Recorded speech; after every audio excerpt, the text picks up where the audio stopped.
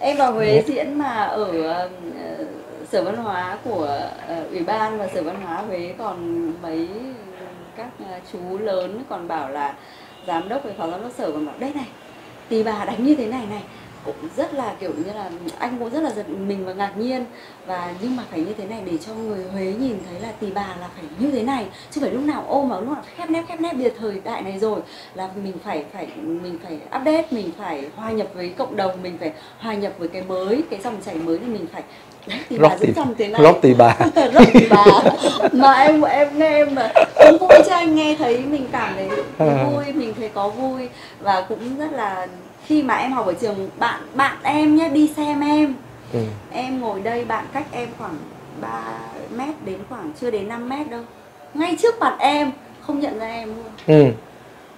Ở ngoài, bởi vì ngoài đời thì thấy bình thường đấy, khi lên sân khấu em trang điểm, em thay đồ ấy, xong rồi em diễn đấy chị, mà diễn theo cái cảm nhạc lúc đấy, tức là em thăng ấy, em khác hẳn ngoài đời, không nhận ra. Và xong đi xuống nữa, chị ngồi chỗ nào đấy, ai nhập chị ngồi chỗ đấy, chị ôm đàn như thế, bảo ơ thế là chỗ ngay trước mặt em mà, chị bảo ơ thế không nhìn thấy chị, bảo em không nhận ra chị luôn chị ạ.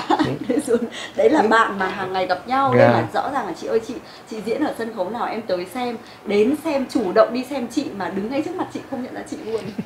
Lúc đó là Tỳ Bà nhập. Đấy em bảo là chắc lúc đấy là Tỳ Bà rất là năng lượng, mà chính vì là chị vô nhập viện, chị nhìn thấy cô Thu diễn trên sân khấu, chị về chị mới suy nghĩ là chị phải nghiên cứu cái Tỳ Bà miền Nam làm sao cho hấp dẫn hơn. Và lúc đó là mới làm động lực, chứ ngày xưa Tỳ Bà rất là ít người mua. Họ mua cho đủ một cái bộ để họ trang trí trong nhà, còn chơi rất là ít. Mà nó những giáo viên mà dạy Tỳ Bà rất là hiếm. Nhưng mà sau khi mà chị đến nhập viện tham gia những sự kiện nhạc cụ dân tộc á, thì thấy cô Thu sân khấu rất là ấn tượng, nên và khi mà cô Thu chính là người mà truyền cái năng lượng để cho các bạn trẻ đến với Tỳ Bà được nhiều hơn. Sau này chắc chắn là sẽ còn rất nhiều bạn trẻ là thích cái chắc chắn luôn, chắc chắn. Chính như vậy cho nên là em cũng quyết tâm á, tại vì nếu mà với âm nhạc truyền thống hay là cổ truyền á, thì đôi lúc là các bạn trẻ, các bạn nó hơi ngại, hoặc là nó không đủ, mình không phải nói, nhưng mà thật sự là các bạn bây giờ khó có đủ sức hút với các bạn mà trẻ thôi các bạn. Thì với cái em nghĩ là một cái trường phái mà kết hợp dân gian rồi đương đại á, thì em nghĩ là nó sẽ thu hút hơn với các bạn. Thì, mà khi các bạn đến với nó rồi thì các bạn sẽ lại tiếp tục cũng phải nghiên cứu về cổ truyền. Thì vì như vậy, tại vì cái đàn là cái đàn cổ truyền, cho nên là chắc chắn là nó phải dựa trên cái nền tảng của cổ truyền, và như vậy thì bắt buộc là các bạn muốn đánh được kiểu đương đại thì các bạn là ban đầu em thì cũng có rất là nhiều ý kiến trái chiều. Mọi người bảo là chơi đàn dân tộc thì cứ như thế này thì mất hết gốc, rồi mọi người rất là nhiều ý kiến. Thế xong em về sau em cũng có cái giải thích, em bảo thực ra như thế này, với cái thời đại này ai cũng thấy nhà khá một chút sẽ cho con đi học, muốn đi du học. Anh không nhớ là bây giờ thời đại công nghệ, ai cũng muốn là con mình phải học làm kinh tế cơ, phải tiếng Anh nói thật giỏi cơ. Rồi các bạn trẻ bây giờ cũng thấy, kể cả ẩm thực, bây giờ nó vào Việt Nam mình ngày xưa đâu có được ăn mấy đồ Hàn, Trung Quốc, là vì là mình là có người Trung Quốc ở đây, họ ở đây rất nhiều và mình được tiếp cận và mình được ăn cái đồ Trung Hoa, chứ còn mấy cái đồ nước ngoài mấy đâu được ăn nhiều đâu. Nhưng bây giờ những quán Nhật này, quán Hàn này, rồi kể cả đồ của đạo hồi cũng có luôn, nó đa màu sắc. Thì âm nhạc em thấy nó như ẩm thực luôn. Thì bây giờ tại sao ẩm thực mình tiếp nhận những cái mới thì nhạc tại sao mình không tiếp nhận cái mới? Và cái mà quan trọng là các bé này học cũng thấy, cô ơi đánh nhạc cổ đau tay này kia, bảo con muốn đánh nhạc mới hay con phải học nhạc cổ.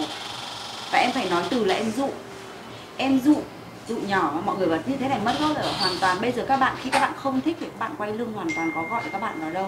Bây giờ mình phải làm cái các bạn thích, mình dụ nó đã, dụ để cho các bạn chơi cái nhạc không thật. Đây là em phải nói thực tế là dụ các bạn thích cái này đã, thích rồi, học rồi thì lúc đấy mình bắt đầu mình mới lái. Bởi vì em vẫn làm rất nhiều bài dân ca và em phối mới, em vẫn thiên về, tức là em chơi những cái nhạc cho người khác nghe, nhưng bên cạnh đấy em vẫn cài vào để em bắt đầu em phối những cái bản dân ca thuần Việt của mình, nhưng em làm nó mới lên, nó mang những cái âm hưởng thời đại hơn để các bạn trẻ, các bạn nghe, các bạn thích hơn. Đúng rồi. Tức là em đã, cái cách của em làm đấy, em bảo là đúng, bây giờ đang dụ để cho chúng nó ôm đàn đã, cho các bạn chịu ôm cái đàn này chứ còn không thèm ôm, không thèm học thì lấy người đâu mà mình truyền lại. Đúng rồi, đúng. Mình phải cho ôm đã, mình cho các bạn ấy thích đã, ôm vào đã rồi bắt đầu từ từ mình lái nào là quyền của mình. Đúng không?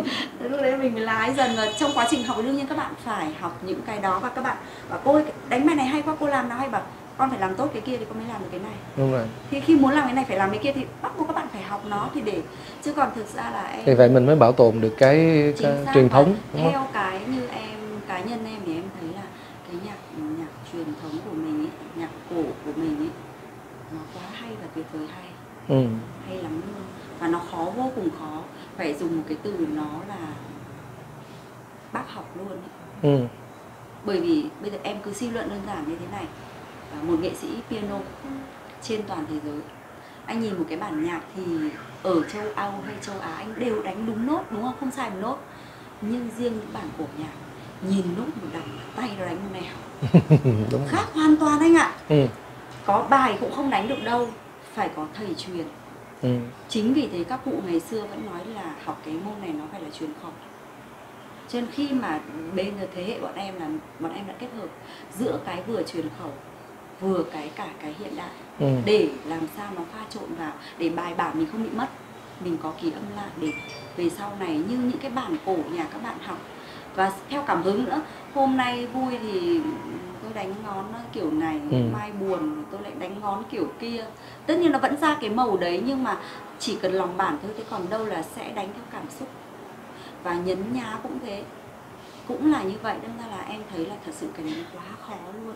Đến bản thân em bây giờ có những cái bản mới mà em chưa được biết. Em nhìn một bản đấy mà em chịu không làm được. Em phải được nghe, em phải được gặp sư phụ đánh cho em để bắt đầu em làm theo được. Chứ còn nhìn nốt không thì không làm được đâu. Nhưng mà thế em bảo là cái này cực kỳ khó, phải gọi là siêu khó. Chính vì nó quá khó như thế thì các bạn trẻ bây giờ cái thời đại các bạn làm gì phải nhanh, thì nó bị khó như thế thì các bạn sẽ rất là cảm thấy nó cực. Bởi vì riêng học nhạc nó khác, cái khác là ôm đàn một lúc nó mỏi lắm, nó đau hết cả người, rồi nó mỏi, nó nhức, rồi nó làm biếng, nó không muốn tập nữa. Thì bây giờ là mình phải cho các bạn ấy dễ đấy, làm dễ nhân kẹo ấy. Dễ thôi, làm từ từ. Dễ nhân kẹo. Đúng, làm từ từ dễ thôi. Ôm đàn xinh quá, chụp hình ai nhìn cũng ngưỡng mộ auto xinh đấy, thế đã. Rồi bắt đầu từ từ khi bắt đầu quen rồi ôm cái đàn không biết mỏi, bắt đầu mới nhồi dần cái khó hơn, bắt đầu mình bổ sung dần và các bạn mới. Chứ bây giờ một cái mình bắt làm khó này khó lắm. Mà khi các bạn đang nghe pop, rock, rồi K-pop, rồi nhạc rock, rồi các kiểu trên, rồi đi xe thì phải phân khối lớn rồi ăn là phải ăn đồ Tây, rồi pizza, rồi mì Ý các thứ. Xong rồi bắt các bạn ngồi nghe cái nhạc mà nó cứ chậm ơi là chậm, nó không thể hợp được với cái tốc độ của các bạn bây giờ. Chính vì thế mình cũng phải, em nghĩ là những người mà làm những cái nghề làm nhà giáo và mình truyền bá lại thì mình cũng cần phải linh động một chút, suy nghĩ nó thoáng một chút và mình cởi mở hơn thì mình mới tiếp cận với các bạn trẻ dễ hơn. Chính vì em cảm giác em cởi mở nên em tiếp cận với các bạn dễ hơn là vì như vậy. Chứ còn nó là quan điểm, nhưng mà khi chúng ta làm nhà đào tạo, chúng ta phải nghĩ mọi cách nào đó để truyền lửa lại cho các đứa trẻ. Cái đấy rất là quan trọng. Chứ còn cứ bắt là học nhạc cổ phải cái này, chúng ta học đàn dân tộc mà truyền thống chúng ta phải thế này, các bạn ấy không thích mình bắt làm sao. Thời đại này không bắt được, không phải cha mẹ đặt đâu con người đấy như thời xưa đâu hay. Bây giờ khác mà, các bạn ấy thích bạn làm, không thích không làm. Thế mình phải làm cho các bạn thích đã, thế em nói là từ dụ là vì thế. Đúng mà, dụ dỗ đây ạ. Cái nghề này là vừa dạy vừa dỗ. Vẫn có cái từ là vừa dạy vừa dỗ, mà nhiều khi nó đau, nó nhức, nó mỏi, nó còn muốn ôm đàn đâu thì mình lại phải dỗ làm sao để cho là qua cái lúc đấy thì lại ôm, lại đánh, lại thích, lại say sưa. Cái gì cũng phải khổ luyện, không để tự nhiên mà bạn thành tài. Đúng rồi. Thôi, là bạn này là gì? Bạn này. Con giới thiệu tên ạ. Dạ, con là Nguyễn Hồng Ân, con là hạt đậu. Bạn này lại như thế này, bạn này là chuyên ngành chính là đàn bầu. Cũng ở nhạc viện luôn. Vâng ạ. Chuyên ngành 2 là tỳ bà. Cũng mới học được năm thứ 2. Nhưng mà rất thích tỳ bà, đâm ra là cứ đi theo cô và cô đưa đi diễn, lại diễn với tỳ bà nhiều hơn là bầu.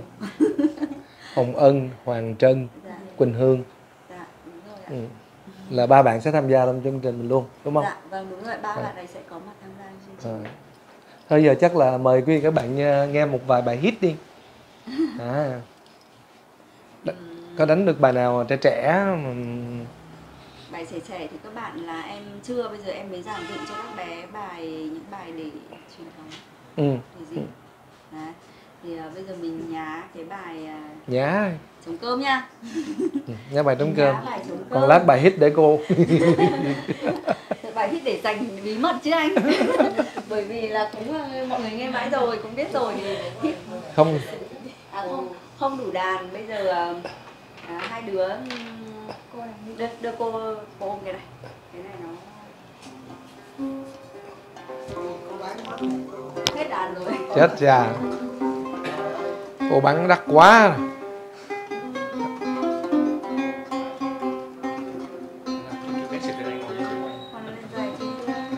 Anh xích lên chút xíu đi anh. Dạ cảm ơn chị.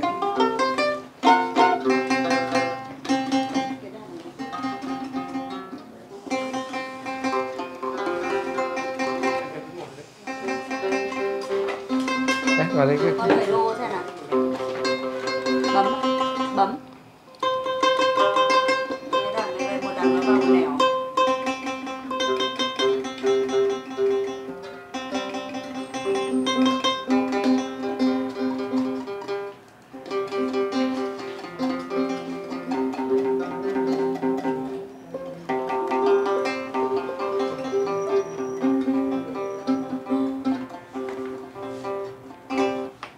Đánh bài đấy là bài hoạt động khu nào, còn đánh bài gì?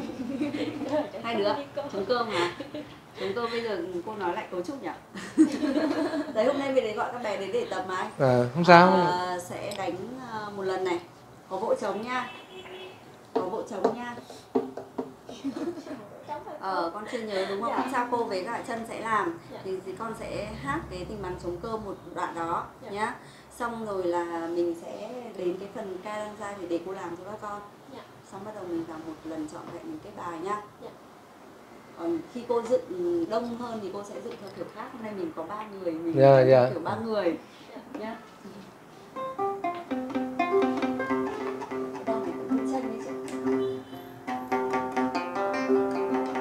Lên dây một đằng và bấm một nẻo đấy.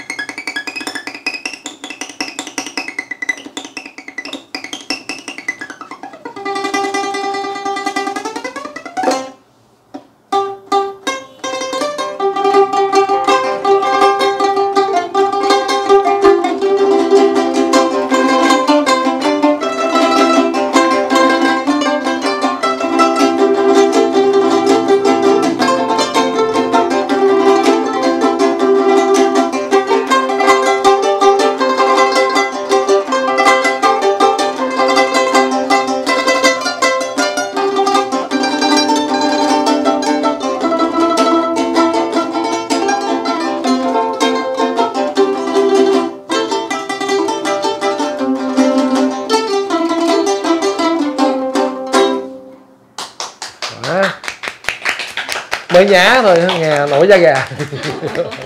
Nhá, thế mà bây giờ một dàn mà 10 bé mà đánh như thế này thì... Là hôm đó mình tính bao nhiêu bé? Chưa biết hả cô? Cô tính là bao nhiêu bạn?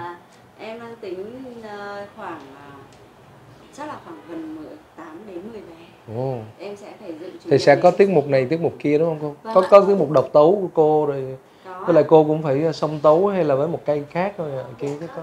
Có. À, có tính đi violon nữa hả? Ồ. Violon hả? Hay á nha. À, violon thì nên mời cái thầy Tiên đi, anh Tiên á. Anh Tiên Phan bữa anh gửi qua đó. Hôm qua có qua bên đó luôn đó. Sao? Anh Tiên là người làm đàn á. Ừ. Thì anh Tiên đó xưa là lúc anh làm quán là ổng tặng cho anh mấy cây violon đẹp lắm luôn á. Mà không biết giờ nằm đâu luôn. Không, tặng mấy cây làm kiểu châu Âu rồi chạm khổ khắc trên đó hơi vẽ đẹp lắm. Rồi bẵng đi ảnh đi nước ngoài. Vâng. Ảnh đi Mỹ. Rồi xong ảnh quay về thì hôm bữa là thấy ảnh giao lưu với chỗ thầy, ảnh giao lưu với chỗ thầy Trường á. Ảnh ác lắm, đánh cũng ngẫu hứng lắm luôn. Đó, mời ổng đi. Rồi có thể mùa sau thì mời ảnh làm một tập. Không, cũng thầy á. Mà làm đàn. Ảnh làm violon. Sản xuất luôn, tự làm. Sản xuất violon và có con trai đánh violon rất là xuất sắc. Hai cha con. Dạ, hay quá. Rồi hôm qua thấy có cái hình ở trường FPT luôn, cũng có thấy ảnh. Anh Tiến đó, Phan Thanh Tiến đó. Anh violon hôm qua dạ. À, đó. Dạ. Năm nay anh cũng lớn tuổi, hồi trước biết ảnh là mười mấy năm trước. Hồi xưa làm một cái quán cà phê lớn lắm, xong rồi có một cái gallery gọi là Hollywood Dome Gallery, xong cái đưa ảnh vô, anh để ảnh tặng đàn, thấy chỗ mình làm đẹp quá để vô. Bẵng thời gian mất liên lạc, cái hôm rồi mới thấy ảnh kéo violon với lại anh Trường ở trên Tây Nguyên đó, xong mới nhắn tin, xong nói anh nhớ em không, nói nhớ chứ, ủa sao Bửu Điền giờ ở đâu đó? Xong ảnh hẹn về đây gặp mấy lần mà anh đi suốt chưa gặp, nên mời ảnh cũng chơi già mà chơi cũng bốc lắm. Vậy là chắc chắn sắp tới vui ha.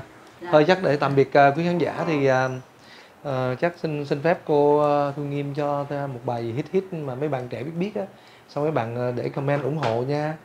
Rồi để chúng ta chuẩn bị sẽ gặp gỡ show diễn cuộc đời với cô Thu Nghiêm cùng với lại cô lấy lần này được. Dạ. Chị ơi, chị cắm cho em cái like nha. Rồi. Bài gì nào?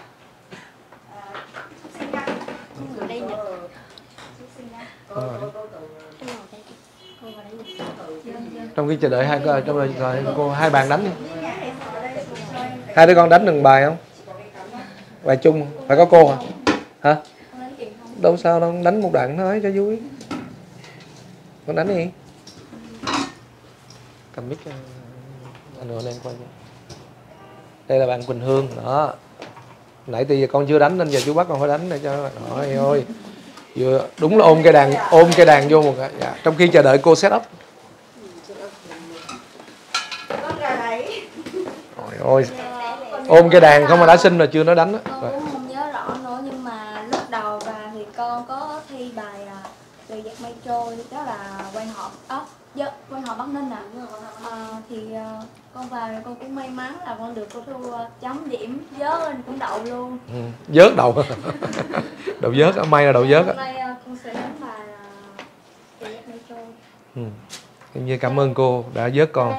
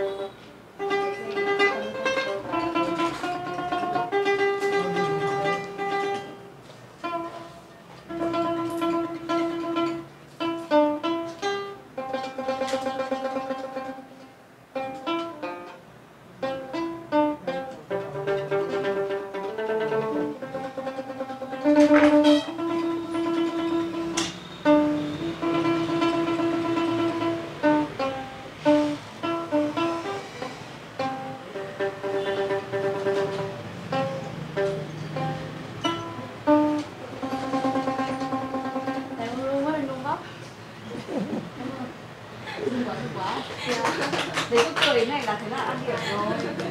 Thôi con làm một câu đi con. Bắt mọi bạn làm một câu trong để chờ đợi cô. Gì cũng được con, đặt cái vui. Nè, phần trên. Con thích cái gì con đánh nó thôi, đâu có gì đâu.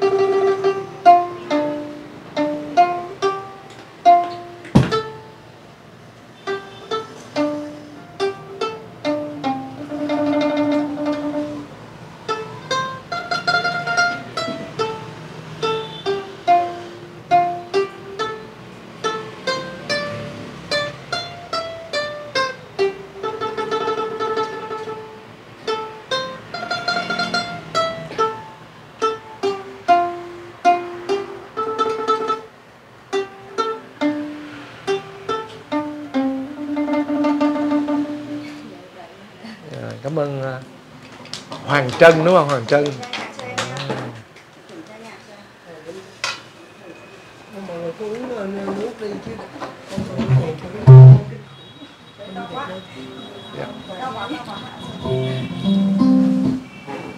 Cái này là ở đằng này.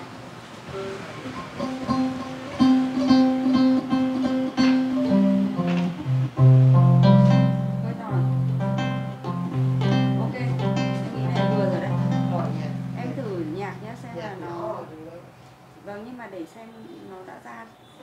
Cái này bật được chưa chị xem nó đây. Cắm được chưa? Cắm đấy.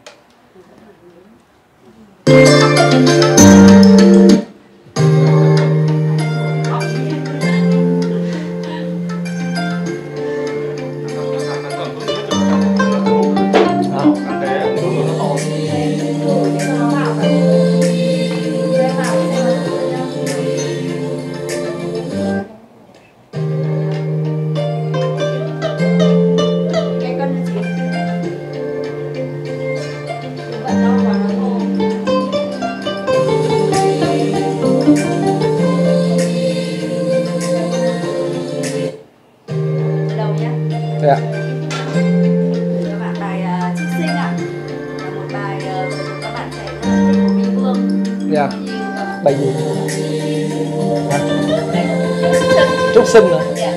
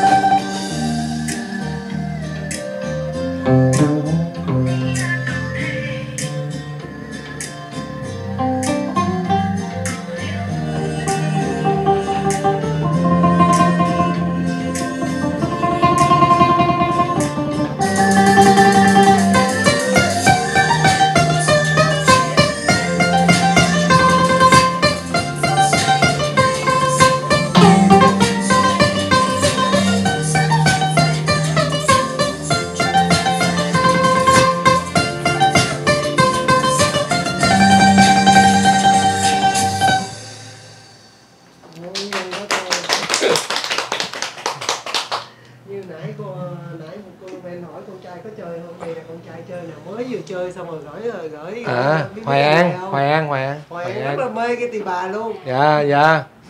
Hoài An, nhạc sĩ Hoài An. Dạ.